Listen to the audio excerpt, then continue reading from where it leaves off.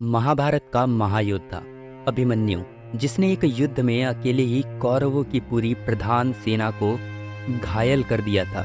इस योद्धा का जन्म और मृत्यु एक ऐसा रहस्य है जो लोक और परलोक के ऐसे भेद खोलता है जिन्हें जानकर कोई भी हैरान हो सकता है। इस असाधारण योद्धा का भगवान श्री कृष्ण का भांजा होना और महज 16 साल की उम्र में वीर गति को प्राप्त होना एक रहस्य है। दरअसल इनके जन्म से पहले ही इनके माता पिता ने इनकी मृत्यु की उम्र तय कर दी थी। अगर आप सोच रहे हैं कि अर्जुन ने ऐसा किया था तो आप गलत सोच रहे हैं, क्योंकि अर्जुन तो मात्र 16 वर्ष के लिए इनके पिता बने थे। इनके असली पिता यानी मूल पिता तो कोई और ही है, जिनके प्रेम की वजह से अभिमन्यु अल्पायु पैदा हुए थे। अभिमन्यु के बारे में एक ऐसी कथा है कि यह पूर्व जन्म में भगवान श्री कृष्ण के शत्रु थे, लेकिन इनका जन्म भगवान शिव के वरदान स्वरूप हुआ था। ऋषि शेषी रायण ने भगवान शिव से वरदान में एक ऐसा पुत्र प्राप्त किया था जिसे कोई पराजित नहीं कर सकता था। शेषी रायण ऋषि का यह पुत्र कालय वन कहलाया।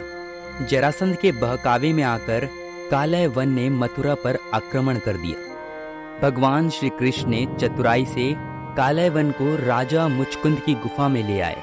कालय वन ने सोए हुए राजा मुचकुंद को श्री कृष्ण समझकर जगा दिया। राजा मुचकुंद की नजर कालय वन पर पड़ते ही वह जलकर भस्म हो गया, क्योंकि राजा मुचकुंद को वरदान प्राप्त था कि जो उसे नींद से जगाएगा वह भस्म हो जाएगा। कालय वन के भस्म हो जाने पर श्री कृष्ण उसकी आत्मा को पोटली में लपेटकर अपने साथ ले आए। एक दिन सुभद्रा की नजर उस पोटली पर गई जिसमें कालय वन की आत्मा बंधी हुई थी। उत्सुकतावश सुभद्रा ने उस पोटली को खोल दिया और कालय वन की आत्मा सुभद्रा के गर्भ में समा गई। यही कालय वन भगवान श्री कृष्ण का भांजा अभिमन्यु हुआ। जबकि अभिमन्यु की अल्पायु को लेकर एक अन्य कथा महाभारत में मिलती है। पृथ्वी पर धर्म की स्थापना करने के लिए भगवान श्री कृष्ण अवतार लेने वाले थे। तब सभी देवी देवताओं से इसमें योगदान करने के लिए कहा गया। सभी देवी देवता इसके लिए तैयार हो गए। कुछ देवता स्वयं मनुष्य बनकर धरती पर अवतरित हुए तो कुछ ने अपने पुत्रों को भेजा। चंद्रदेव से कहा गया कि वह अपने पुत्र वर्चा को पृथ्वी पर अवतरित होने की आज्ञा दे। चंद्रदेव ने कहा कि वह अपने पुत्र का वियोग नहीं सह सकते। देवताओं के अनुरोध पर चंद्रमा ने कहा वह अपने पुत्र को महज 16 साल के लिए धरती पर भेज सकते हैं। इसके बाद वह मेरे पास लौट आएगा।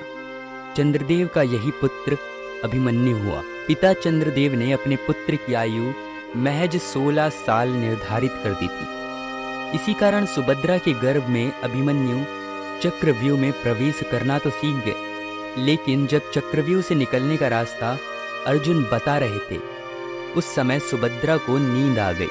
इससे अभिमन्यु चक्रव्यूह से निकलना नहीं सीख पाए और महाभारत युद्ध के दौरान इसी चक्रव्यूह में फंसकर वीर गति को प्राप्त हुए।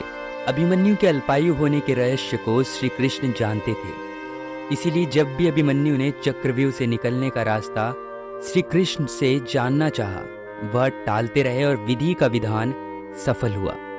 चंद्रवंशी अभिमन्यु 16 साल की उम्र में पिता चंद्रमा के पास वापस लौट गए। तो बस यहीं तक था आज का वीडियो। अगर वीडियो पसंद आए तो वीडियो को लाइक और चैनल को सब्सक्राइब अवश्य करें। मिलते हैं एक और नए वीडियो के साथ, तब तक के लिए बी सेफ। जय हिंद, धन्यवाद।